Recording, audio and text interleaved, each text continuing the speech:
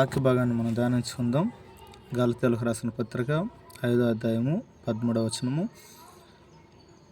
సహోదరులారా, మీరు స్వతంత్రులుగా ఉండుటకు పిలువబడతారు. అయితే దేవుని యొక్క వాక్యం స్వతంత్రములుగా జీవించడానికి, ఈ సృష్టిలో స్వేచ్ఛపరులుగా జీవించడానికి పిలువబడతారని దేవుడు తెలియచేస్తున్నాడు.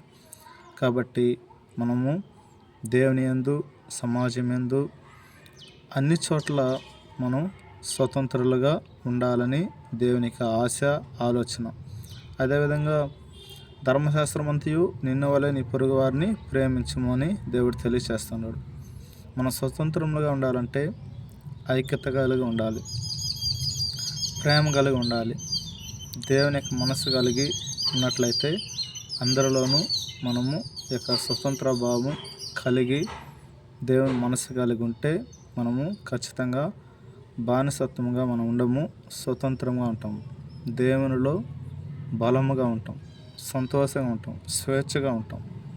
దేవుని యొక్క ఉద్దేశము, దర్శనము నెరవేర్చబడుతుంది.